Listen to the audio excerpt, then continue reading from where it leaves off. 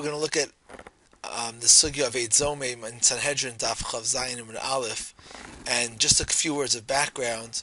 The Gemara discusses the law, the halacha of Eid Zomem, which is introduced in the Chumash in Devar and Perkut Test. The pasuk first tells us the principle that al pi shnei edim or al pi shlosha edim yakum davar, that matter is established as truth in at least in some areas of halacha through the testimony of two witnesses, which means two things. First of all, it means that less than one witness or less than one witness is not believed. And the second thing it means is that two witnesses are absolutely believed as fact.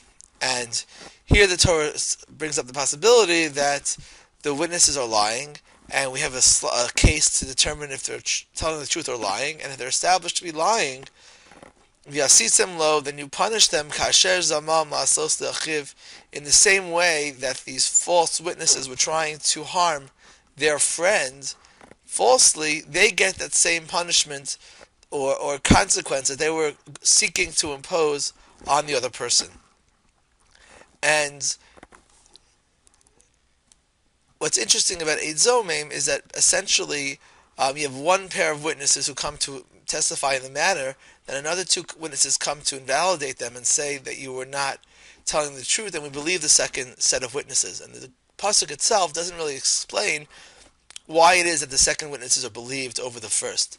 And the first piece that needs to be clarified, which is clarified in the Gemara and the Mishnayos, is that Eid Zomem is particularly where the second pair of witnesses contradict the first set of witnesses in a specific way of saying that you can't testify about the matter that you claim to have seen because you were with us in a different place at the same time that you claim to have seen what you said you saw.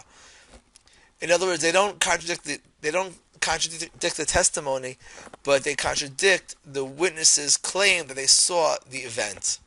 And in that case, the Torah says we believe the second witness is over the first. Now, in order to understand the halacha of Eid Zomem, it's also important to contrast it with the more general principle of Eidos Mucheshes, which is contradictory testimony, or what's called sometimes Trei Utrei, 2 versus 2. And this is really explained in the Gemara in Bava Basra and Daf Lamed Aleph, which is a very important Gemara for the purpose of the Sugya and Sanhedrin. The Rishonim Tosfos contrast it, and what we'll do is look at this Gemara first as a background, as a backdrop to seeing the Gemara and Sanhedrin. And I'm going to do this Gemara slightly out of order by starting on Lamed Aleph and Beis. Here on Lamed Aleph and Beis, Itmar Beis Kite Edim Hamachishos Zo Zo. You have two pairs of witnesses who are contradicting each other, and here they're contradicting on the case itself. Two people say, let's say Reuven and Shimon testify that they saw a particular event, and they said Reuven and Shimon claim that a person committed murder, and the other two say he didn't, or someone else did it. Amar Rav Huna, Zu ba b'fnei atzma umeida, v'zu ba b'fnei atzma umeida. So Rav Huna says, well, obviously, we don't accept either testimony because we don't know who to believe, because it's a two-up tie.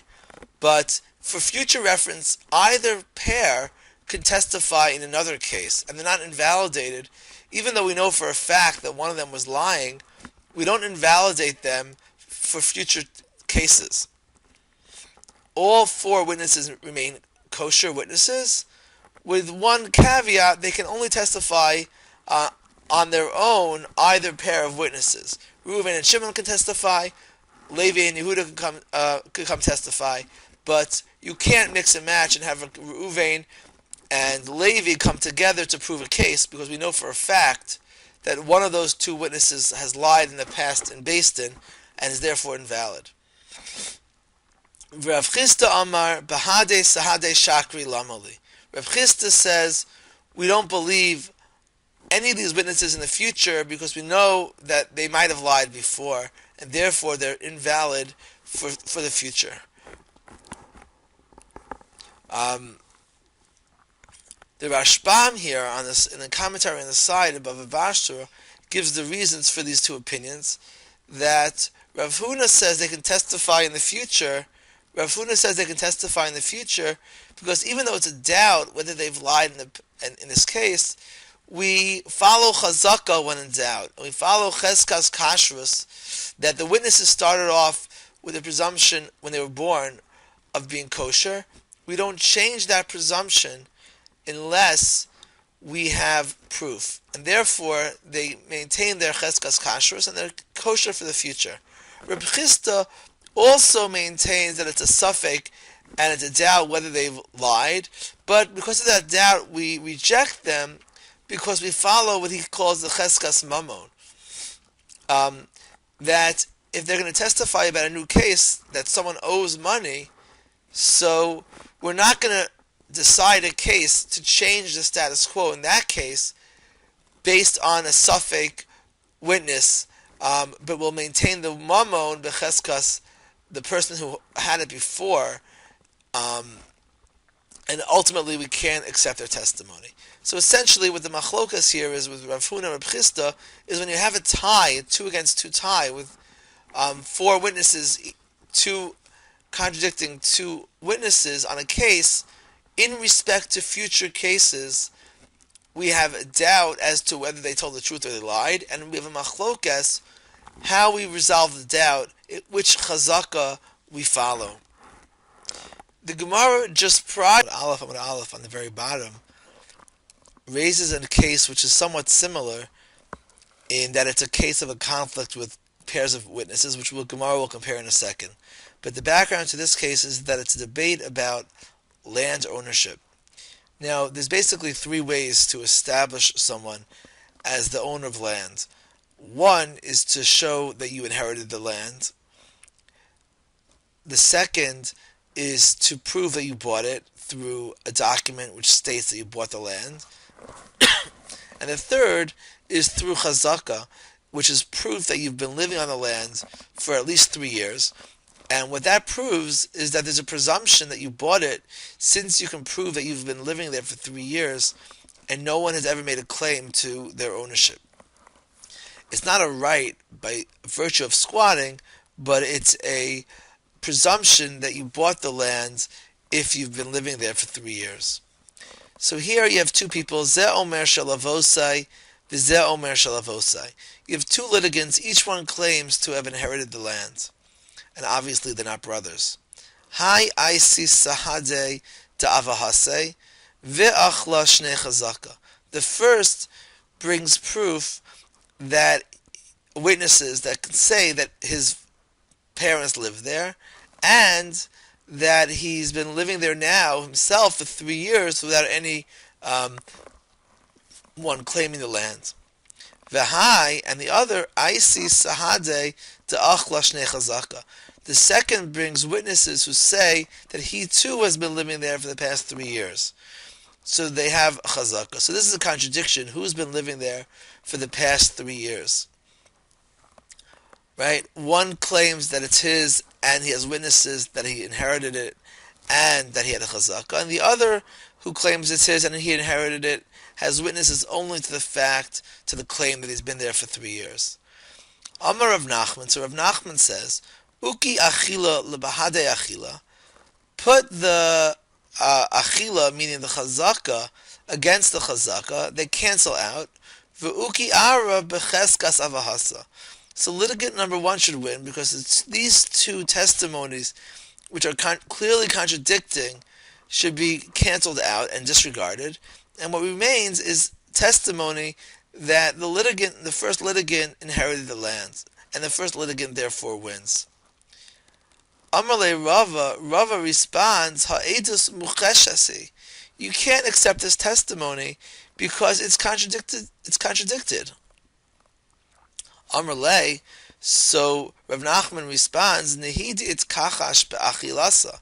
It's true that they contradict in respect to the chazaka, ba'avahasa, but when it comes to the inheritance aspect, mi achish, it's not contradicted. Lema, so the Gemara suggests the possibility that Rava v'Rav Nachman beplugsa de Rav Huna Rav Chisda k'miflagi. That this machlokas Rava and Rav Nachman as to whether we cancel out the contradictory part and accept the non-contradiction is the same debate as Rav Huna and Rav Chisda, and this is the machlokas that we explained a minute ago, where you have two pairs of witnesses testifying in contradiction to each other. And Rav Huna says, Zu ba b'fnei atzma u'me'ida, v'zu ba b'fnei atzma u'me'ida, meaning, even though these witnesses testify in one area, they can be accepted in another area. Rav Chisda Amar, and Rav Chisda says that once witnesses contradict, Bahadi Sahadi Shakri Lamali, the witnesses are liars and cannot be accepted anymore. So Lema, let us suggest the possibility that Rav Nachman to Amar Rav Huna, Rav Nachman, who accepts the testimony of the first pair of witnesses about the inheritance, is the same as Rav Huna, who accepts the witnesses outside of the aspect which contradicts. Rava, and Rava, who says that we reject the whole Eidus Mecheshes, it's rejected, follows Reb Chisda, or is the same view as Reb Chisda. The Gemara responds, no. Aliba de Reb Chisda kulei alma lo pligi. If you follow Reb Chisda, who does not accept this pair of witnesses in the future, there's no debate. Everyone would agree, if you follow Reb Chisda, that you would not accept the witnesses about Avahasa. Ki pligi, the machlokas between Rav Nachman and Rava, Aliba de Rav Huna, is within the view of Rav Huna. Rav Nachman Rav Huna. Rav Nachman is the simple reading of Rav Huna that says that that we can accept testimony even if part is contradicting, as long as the part that we're accepting is not contested. For Rava would say, Ad kan lo kama Rav Huna el le'edus acheres. Rav Huna only accepts these witnesses in a different testimony. Aval la'osa edus, but in that same testimony, lo, then we reject the entire testimony according to everybody. So what you really have here is four opinions, which we thought we suggested the lema that Rava and Rav Chisda were the same, and Rav Huna and Rav Nachman were the same. But in reality, there is a connection, but they're not all the same issue, and could be separated. And if you look at the reason for each opinion, so Rav Huna, especially if we bring back the Rashbam that we saw a few minutes ago, that the reason for Rav Huna and Rav Chisda both agree that we have a suffix as to whether these witnesses should be invalidated for the future, and their debate is, do we follow Cheskas Kashrus, or do we follow the Cheskas Mamon?